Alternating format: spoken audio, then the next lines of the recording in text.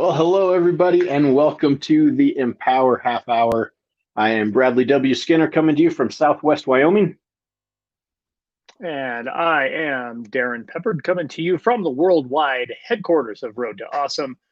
That would be Grand County, Colorado. Bradley, how you doing this week, man? How's everything Oh, going? I know you're coming up real quick on having to head back to school. oh man. Yes, we are. I'm trying to still figure out how, April and May were like 4 months long, and then July was like 2 days. It's just flown by. Goodness gracious. It's crazy. It really has. Crazy. It really has. I hope you've had an opportunity to get a little bit recharged, and I hope those that are tuning in this week for this episode have had that opportunity too. Definitely.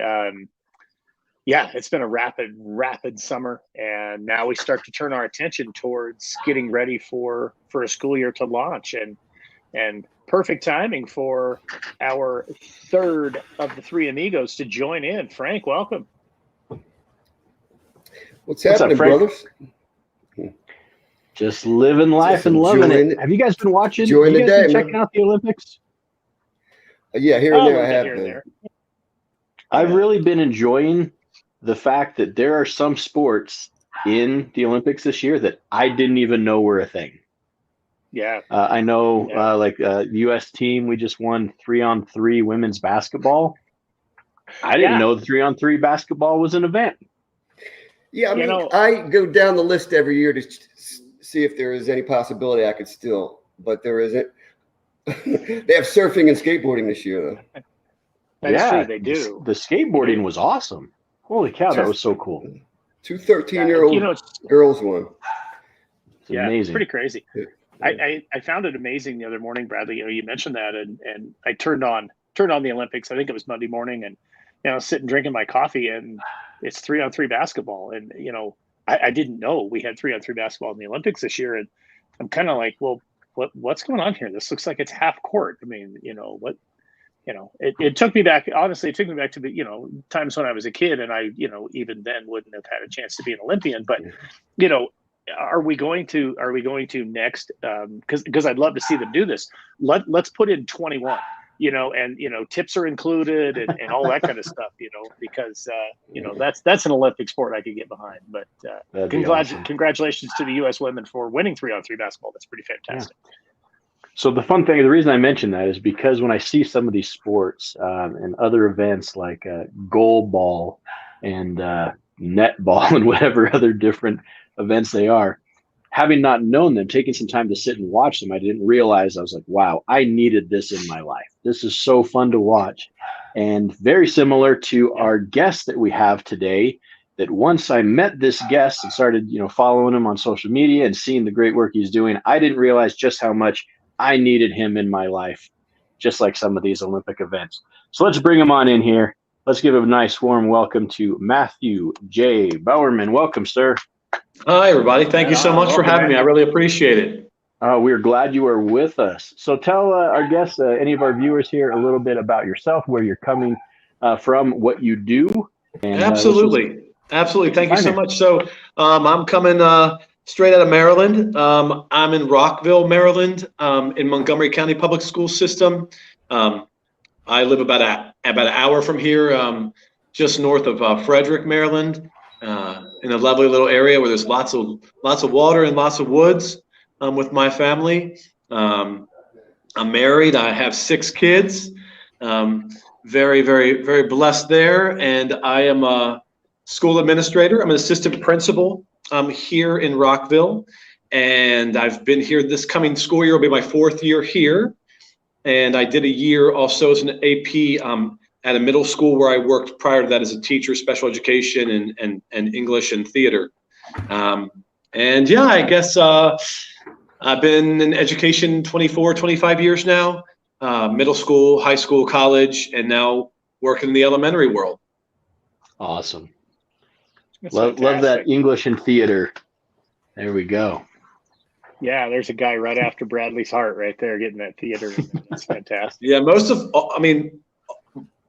I guess the arts I've always been involved in. I was a professional. I guess I still am.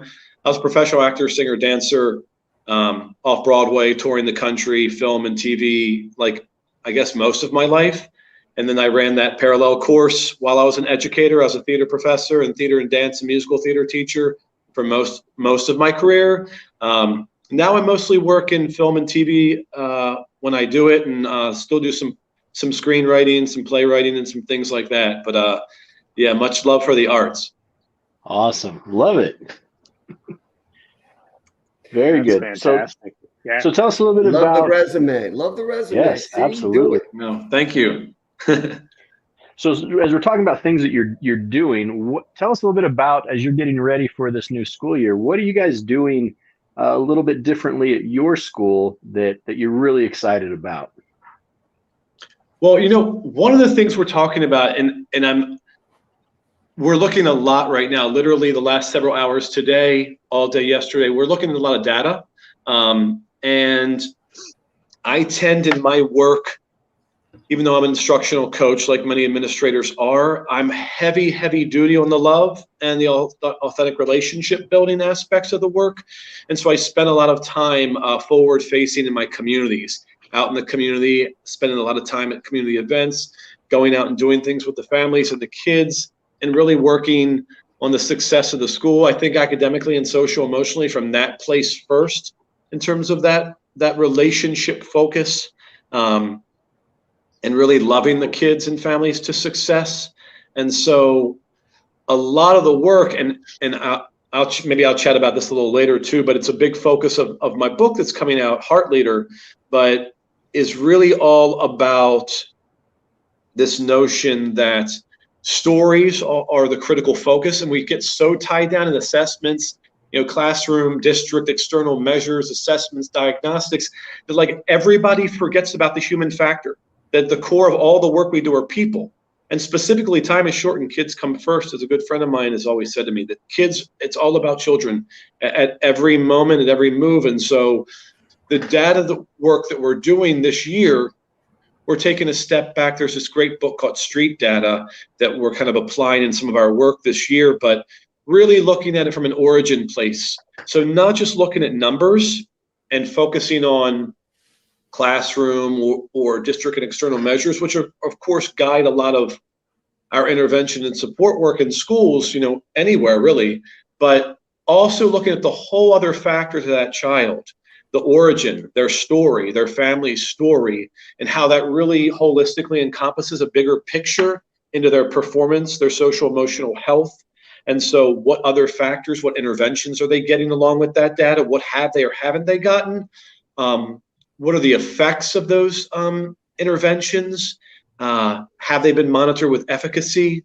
If not, how can we really retailer that approach? And then really trying to take each child, each story around them, and then really getting staff members to align with that child and that story, and attaching really targeted, individualized support around the child's academic and their social emotional universe and their family's universe, as a way to really build a very kind of deliberate or intentional,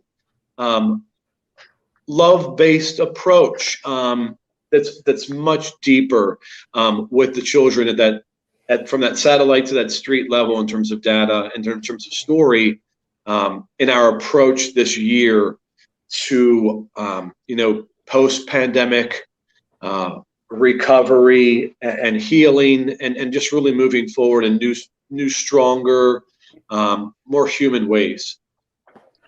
I think that's a really powerful statement, Matthew, and I appreciate that tack, because I think that one of the areas where potentially schools and districts can go astray as we return, I don't know that we can yet say post-pandemic, but as we return, to full-time in-person learning, you just absolutely stamped what we talk about on this show every single time, and I'll say now for the 65th time, the word relationships is exactly what you're getting at.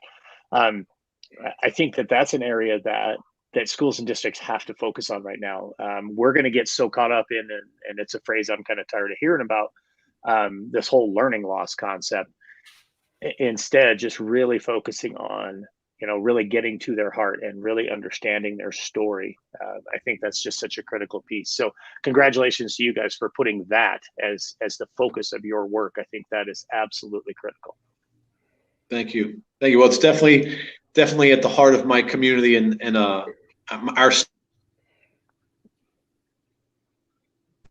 not the only one driving it forward, but I'm very much proud to be a part of it. So, thank you.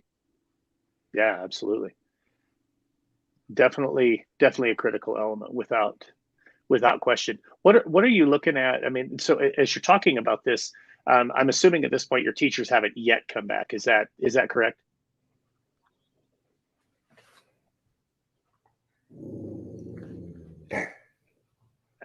We're struggling a little bit with connection, aren't we? Yeah. Can you hear me? Can you guys hear me okay? Oh yeah, we got you. We can hear your dog too.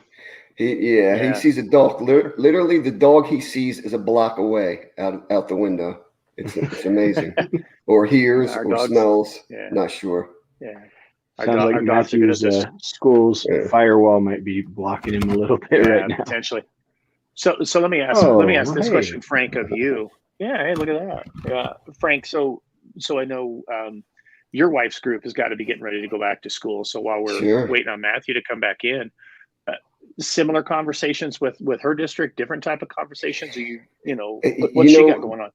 Well, one of the barriers we have in the state of New Jersey is that those people that are vaccinated, it doesn't seem like a problem, but it seems like the people that aren't vaccinated, 99% of the hospitalizations and fatalities are among that group. So my wife's school was planning on hitting it hard, coming back on a regular basis. And then the governor came out yesterday and said, you know what, it's a good idea inside if you still wear masks. Now, her group of high schoolers, even though they could all be vaccinated age-wise, it's probably 25% and below by their guesstimate. So that factor has to add into the social emotional thing, because it is a factor. When you're talking to somebody and they'll have masks on, it's just a different relationship type of a builder than when you don't. So that's where they're at right now. Decide if everyone's wearing masks inside, and they have the other things in place, but then that's going to require those couple of days when teachers come back before the students, instead of the blood-borne pathogens, you're going to have to do some heavy-duty social emotional type of learning for the people that work in the building. So there are lots of ifs, and that's unfortunate. But and where I'm teaching at university, we're planning on all in-person masks optional at this point. They haven't come out and said that students are required to have vaccinations, but a lot of state colleges have said that all students have to be vaccinated to return in person. So we'll see what happens. And it's, colleges are opening here. Most schools are after Labor Day, just because back in the day before I was born, it was an agriculture society. So people were harvesting the crops, and after Labor Day was when we came back. So all the New Jersey schools don't come back before Labor Day. The teachers may, but the students do not. So to answer your question, nothing's definite. Right. Yeah. Bradley, what I know you haven't gone back yet, but what are you hearing from leaders there in Sweetwater 2 in Green River as far as that focus? Are you going to have that focus on the social and emotional? Are you guys talking a lot about learning loss? What are you hearing? Well, one of the things is the nice thing is we've got a lot of our test scores back from last year, and the data isn't showing any learning loss. Our kids in our schools were all above state and national averages. The kids did really well. Now, granted, a lot of that was because we were able to have face-to-face instruction for the entire school year. Even though we were there with, kids were in the classroom with masks, but we were there. We were in the classrooms, and that made a huge difference. So we're seeing a lot of the success pay off for making, for social distancing, for wearing masks, but still keeping kids in the building as much as possible. Yeah, I think that's going to be a real interesting challenge for everybody. And then, of course, yesterday the CDC makes this announcement that, for those vaccinated or not, maybe wearing those masks is going to be a good idea. And K-12, K-12, they just said flat out, yeah, we recommend masks. I think that's going to be really, really a challenge, because now that this has been removed for a period of time, to try to essentially put the toothpaste back in the tube is going to be an interesting challenge. So. And I know that being in Wyoming, clearly, we are the least populated state in the nation, so we understand. And again, when I speak to other schools, I have to constantly remind them that my reality, I understand, is not your reality. We are very, very different. Even just last week, in speaking at the Jostens Renaissance Virtual Conference, one of the things I mentioned in getting people to understand that difference between, what you might be used to in Maryland or in New Jersey versus what I deal with in Wyoming. The fact is, I mentioned that the Mall of America has 46 escalators. The state of Wyoming has 2. So our reality is not the same. We take a field trip, and kids don't pay attention to the field trip because they want to ride the escalators in the building, because some kids have never seen one before. So I get it, that what we're dealing with here is definitely not the same thing that other people deal with, but it's still finding those commonalities. How can we get through it? What's working, what isn't? How can we do what's best for kids, no matter where they're from? Right. Absolutely. Yeah. Interesting stuff, man. I really thought that, naively, I guess, that maybe by this point in time, the conversations would be shaped a little bit different, but clearly we have not, we haven't made our way completely out of this. So hopefully that's not too far down the road, that we're able to move around the corner from that. So, what else is happening in everybody else's world? It's unfortunate that we're not able to get connected with Matthew today. We'll have to reschedule him, I guess. Yeah, Bradley started talking about the JRVC, and they had some phenomenal breakouts and speakers as they always do. And what I was telling people in my session, I had, what are you going to do the first day session? And that climate and culture piece relates itself so well to people coming back into the building after not being there for a while, as well as it does people that have been in the building. So when those schools that have been using that piece all along, the climate and culture piece, it is going to be, I think, a much smoother transition to whatever they're doing when that in-face happens. True.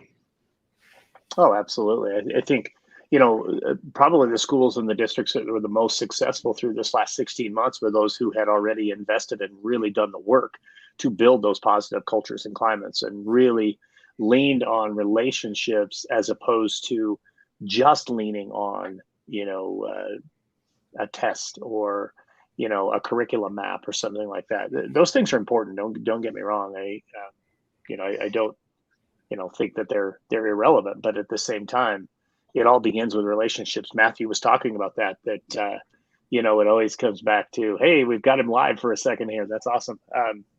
Talk as fast as you can, Matthew. That's absolutely right. I'm really sorry, guys, and to everybody else. It's a brand new building, and we're having all kinds of connectivity issues all the time right now. So let's do this. We're going to bounce away from what I was about to talk about, which really doesn't matter.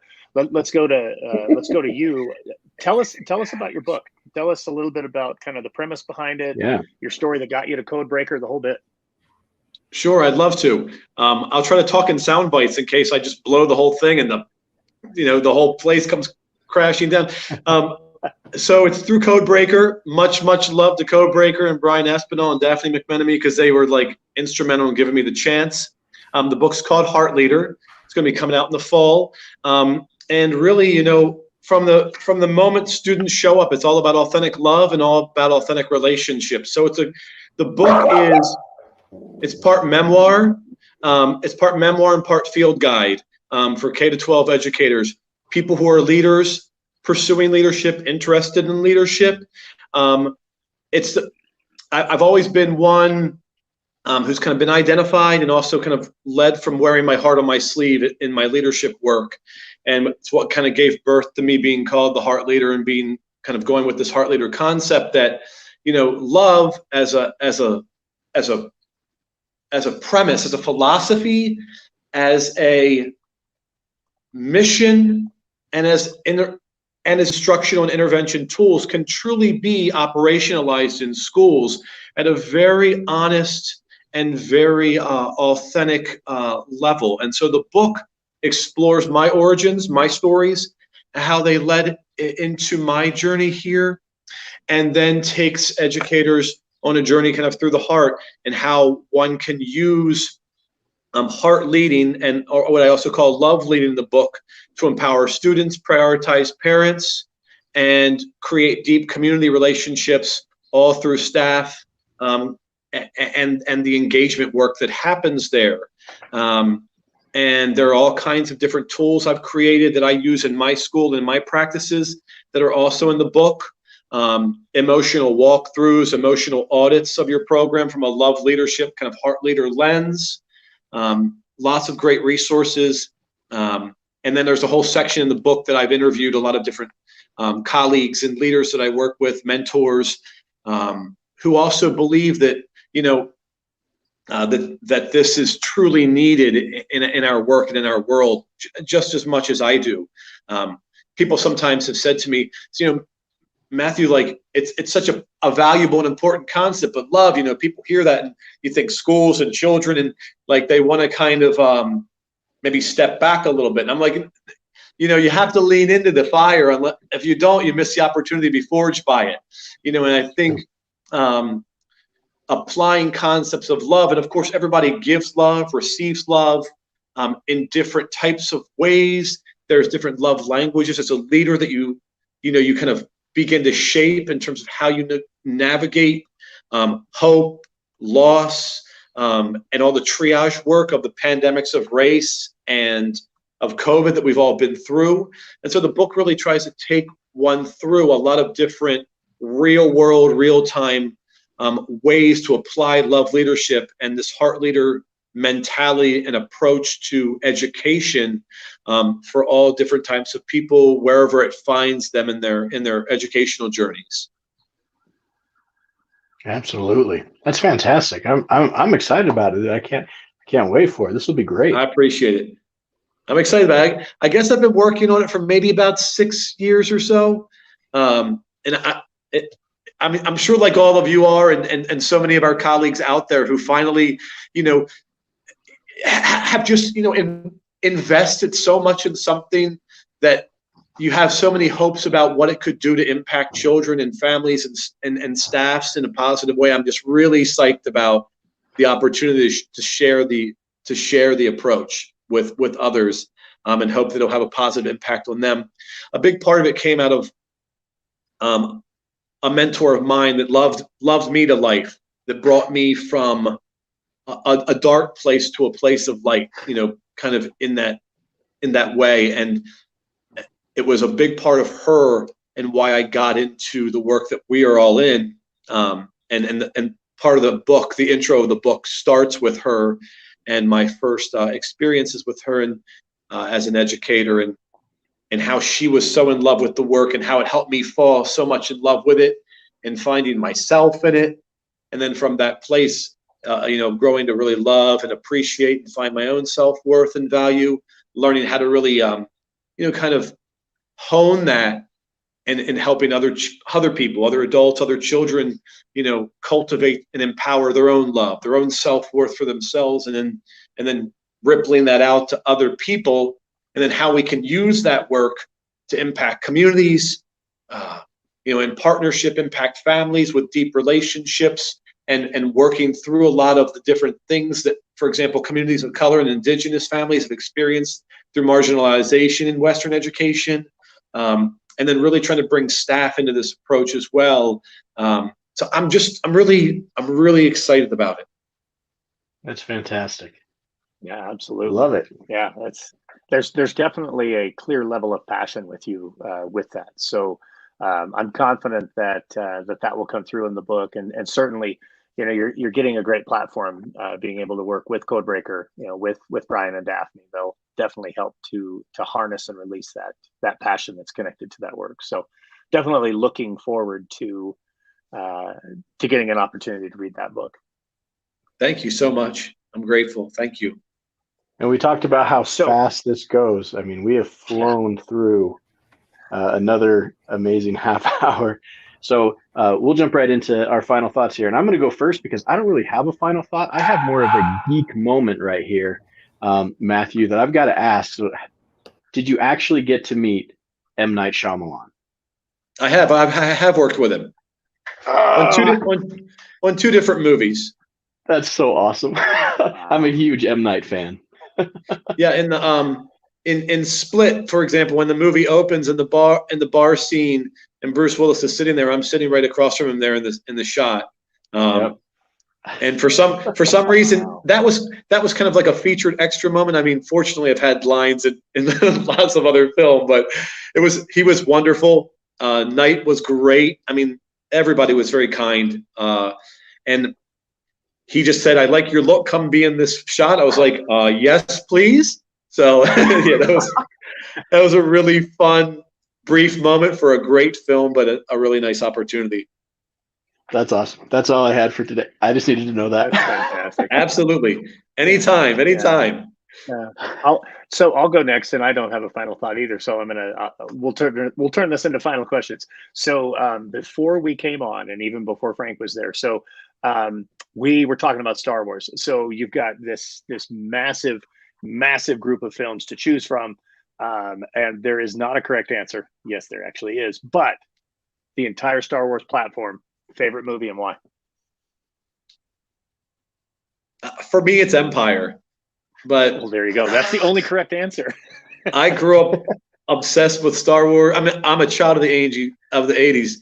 I'm psyched for Afterlife Ghostbusters trailer. Oh my goodness! I mean, Indiana Jones, Goonies, you name it. Guys, tomorrow, the Friday is the anniversary of Raiders. So like, I am all things 80s all the time, loving it. So yeah, I grew up with Star Wars. Empire for me. I used to dress and run around my yard and neighborhood in my best version of Luke's Bespin outfit, and climb trees and pretend I had no hand, and the neighborhood thought I was as crazy as everyone thinks I am now. So the Force is still strong with me and all of us. Yes, it is. Oh, excellent. All right, Frank, your turn. Did you know that M. Night is a big Philadelphia sports fan? I saw that Philly shirt. He loves to rep Philly all the time with all of his films. And he has a big Halloween fundraiser every year, of which I will never get invited, but I'm just laying that out there that he has it. And if you do, I'll be your plus one. Actually, my niece has gotten invited before, but she doesn't like tagging along with her uncle. Who's going to summer camp in 2 weeks? Codebreaker summer camp. I wish I could go. Mine's virtually recorded. Well, yeah, I'm getting on the train. We have leadership. I have summer leadership. I can't get out of it. Yeah. That's cool. I'm just happy. I'm just throwing caution to the wind and taking a trip up there because I'm fairly close. A $32 train ride, I'm in. And the passion piece, Matthew, is every leader we've ever talked to, and they talk about passion and building relationships. And do you need passion to be a great leader? I'm saying you do. Some other people say you don't, but without that passion, you are never able to get the passion out of the people around you. So thank you for that. Peace and love. I agree, absolutely. Thank you. I mean, I think if you don't love what you do, I don't know how you can engender and nurture that in anyone else. Absolutely. You are spot on right there, Matthew. That is fantastic. Everybody get out there, have a real awesome week. Looking forward to just continuing to keep on keeping on, folks. Thanks for tuning in. We'll see you next time here on the Empower Half Hour.